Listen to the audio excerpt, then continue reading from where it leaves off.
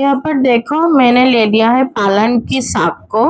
तो पालक साग को मैंने अच्छे से पहले देख लिया है, क्लीन कर लिया है, फिर उसको ऐसे मीडियम साइज में चॉप्ड कर लिया है। चॉप्ड करके अच्छे से धो लिया है। धोने के बाद इसका जो एक्स्ट्रा पानी था वो भी मैंने निकाल लिया है। अब इस साग का ही मैं रेसिपी बनाऊंगी। पालक के साग का रेसिपी बहुत ही टेस्टी होता है खाने में। यहाँ पर देखो मैंने कुछ सब्जी को ले लिया है, जैसे कि बैंगन और लिया है मूली और कद्दू और लिया है पोटैटो। इन सबको मैं बहुत ही स्लाइस स्लाइस करके कट कर लिया है। ऐसे ही पतले पतले ही इसको कट करना है। फिर कट करके मैं अच्छे से इसको धोकर फ्रेश कर लिया है। ये सब सब्जी ऐसे ही कट करना है। ज्यादा छोटे करोगे तो ज्यादा जल्दी ये पूरा गल जाएगा, और ज्यादा बड़ा करोगे तो फिर अच्छी तरह से सॉफ्ट नहीं होगा। इसलिए पूरा ऐसे ही साइज में इसको कट करना है। यहाँ पर देखो मैंने ले लिया है बड़ी को। ये बड़ी जो है ये बड़ी दाल की बनाई हुई बड़ी है। ये बड़ी ग्रोसरी शॉप में इजीली मिल जाता है वेस्ट बंगाल में। बाहर कहाँ पर मिलता है मुझे एग्जैक्ट पता नहीं है, लेकिन ऑनलाइन में ये बड़ी बहुत ही इजीली मिल जाता है, तो आप लोग ऑनलाइन से कलेक्ट कर सकते हो। ये अब देखो गैस को मैंने हाई फ्लेम में दे दिया है और गैस पे कढ़ाई चढ़ा दिया है। कढ़ाई में मैंने दे दिया है जो मीडियम साइज का स्पून है उसके हिसाब से 2 टीस्पून ऑयल। अब ऑयल गर्म होने तक थोड़ा वेट करना पड़ेगा, क्योंकि ऑयल अच्छे से गर्म होना चाहिए। जब ऑयल से धुआं उठना स्टार्ट हो जाएगा तभी नेक्स्ट स्टेप कर सकते हैं। देखो ऑयल से धुआं उठना स्टार्ट हो गया है मेरा, और मैं यहाँ पर दे दिया है बड़ी को। बड़ी को पहले ही इस ऑयल में मैं फ्राई कर लूंगी। बड़ी ऑयल में देने के बाद ऐसे पलटाते रहना होगा। अगर नहीं पलटाओगे तो एक साइड ब्राउन कलर हो जाएगा और दूसरे साइड कच्चा रह जाएगा। तो इसलिए बड़ी को देने के बाद तुरंत ही ऐसे पलटाते रहना होगा। बड़ी हल्का ब्राउन कलर होने तक फ्राई करना पड़ेगा, ज्यादा फ्राई करने की जरूरत नहीं है। देखो जैसा मेरा कलर आ रहा है ऐसा ही कलर करना पड़ेगा। अब मैं इसको कढ़ाई से उठाकर एक कटोरी में ले लूंगी, क्योंकि ये बाद में यूज होगा।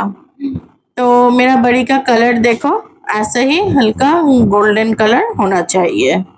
अब कढ़ाई में जो ऑयल रह गया है इस ऑयल से ही पूरा रेसिपी कंप्लीट होगा। तो ऑयल में मैं पहले दे दूंगी 5 फोड़न। यहाँ पर मैंने 1 टीस्पून 5 फोड़न लिया है मीडियम साइज का स्पून के हिसाब से। अब इसको मैं दे रही हूँ। इस टाइम गैस की जो फ्लेम है वो मीडियम फ्लेम में रहेगा, और इस मसाला को थोड़ा ब्राउन होने तक वेट करना पड़ेगा। पूरा ऑयल में मसाला को मैंने मिक्स्ड कर दिया है। अब इसको थोड़ा ब्राउन कलर होने तक वेट करो, नहीं तो मसाला का जो अच्छा सा स्मेल है वो नहीं उभर के आएगा। अब मैंने ग्रीन चिली दे दिया है। ग्रीन चिली बीच में से कट करके मैंने दिया है। ये साग का रेसिपी है इसलिए ज़्यादा चिली देने की ज़रूरत नहीं है, लेकिन ग्रीन चिली ही देना पड़ेगा। रेड चिली दोगे तो फिर ये खाना पूरा बर्बाद हो जाएगा, खाने में अच्छा नहीं लगेगा।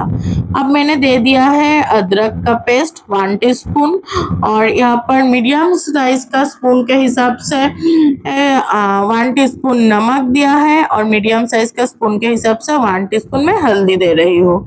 हल्दी नमक ये ज़्यादा देने की ज़रूरत नहीं है, क्योंकि कोई भी साग का आइटम में ज़्यादा नमक दोगे तो खाने में अच्छा नहीं लगेगा, और ज़्यादा हल्दी दोगे तो साग का जो ग्रीन कलर है वो खराब हो जाएगा, और उससे साग का जो विटामिन रहता है वो भी खराब हो जाएगा।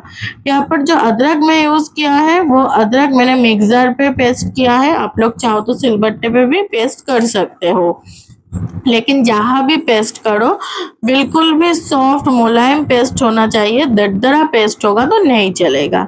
अब देखो यहाँ पर मैंने जो सब्जी लिया था वो सब्जी तो धोकर पहले से ही मैंने फ्रेश करके रख दिया था। तो सब्जी मैं ऐड कर रही हूँ। इस सब्जी ऐड करने के बाद मसाला के साथ सब्जी को अच्छे से मिक्स करना होगा, और ऑलवेज गैस को इस टाइम हाई फ्लेम में रखना पड़ेगा। क्योंकि मसाला को मिक्स करते हाई फ्लेम में मिक्स करना पड़ेगा सब्जी के साथ, उससे मसाला भी मिक्स्ड होगा और सब्जी के अंदर जो मॉइस्चर है वो भी सूख जाएगा और उससे क्या होगा, सब्जी भी धीरे धीरे हल्का ब्राउन कलर के जैसा फ्राई हो जाएगा, मतलब शैलो फ्राई हो जाएगा। देखो सब्जी को भुने हुए 5 मिनट्स हो गए हैं। अब मैं साग को इसमें ऐड करूंगी। पहले मैं 50% साग को इसमें ऐड करूंगी और फिर इसको अच्छे से मिक्स करना होगा सब्जी और मसाला के साथ। साग को तो पहले से ही धो के साग का जो एक्स्ट्रा पानी था वो मैंने फेंक दिया है। अब साग को अच्छे से मिक्स करना होगा। पूरा साग एक साथ मिक्स करोगे तो फिर अच्छा, मतलब पूरा साग एक साथ कढ़ाई में दोगे तो फिर अच्छे से मिक्स्ड नहीं होगा, इसलिए 50% साग दो देकर पहले मिक्स्ड कर लो, फिर और 60% और बाकी 50% साग इसमें दो, जैसे कि मैं दे रही हूँ। ऐसे ही बाकी 50% साग देने के बाद फिर से मैं मिक्स्ड करूंगी। ऐसे ही अच्छी तरह से साग को मिक्स्ड करना पड़ेगा। साग को मिक्स्ड करने के कुछ देर में ही आप लोगों को दिखेगा कि कढ़ाई अब जितना भर गया है। कुछ देर बाद ही साग जब थोड़ा सॉफ्ट हो जाएगा तब कढ़ाई इतना भरा हुआ नहीं लगेगा। तो साग को मैंने अच्छे से मिक्स्ड कर दिया है। अब गैस का जो फ्लेम है वो मीडियम फ्लेम कर देना है और ऊपर से इसको ढक्कन दे दो। ढक्कन देकर इसको 5 मिनट्स के लिए छोड़ दो। देखो 5 मिनट्स हो गया है। अब मैं ढक्कन उठाऊंगी। ढक्कन उठा के गैस को अब हाई फ्लेम करो। हाई फ्लेम करके इसको पलटाओ। देखो नीचे का साग सॉफ्ट हो गया है, देख के ही पता चल रहा है, लेकिन ऊपर का साग अभी तक सॉफ्ट नहीं हुआ है और सब्जी भी सॉफ्ट नहीं हुआ है। तो इस टाइम क्या करना पड़ेगा, ऊपर से ये फ्राई किया हुआ जो बड़ी है वो मैं ऐड कर रही हूँ, नहीं तो बड़ी गलेगा नहीं। अब इसको फिर से लो फ्लेम करो और ढक दो। ढक्कन देख के फिर से 5 मिनट्स के लिए इसको छोड़ दो। देखो 5 मिनट्स हो गया है। अब मैं ढक्कन को उठा रही हूँ। ढक्कन को उठा के पहले ही गैस को हाई फ्लेम करो। हाई नहीं करना है, मीडियम ही करो। अब चेक कर लो सब्जी को। देखो सब्जी पूरा गल गया है, तो मतलब बिल्कुल 100% सॉफ्ट हो गया है सब्जी। अब गैस को ऐसे ही मीडियम फ्लेम रखो और ढक्कन देने की जरूरत नहीं है। इस टाइम या इस पे देना पड़ेगा थोड़ा शुगर। कोई भी साग का आइटम है थोड़ा शुगर देना तो अच्छा लगेगा।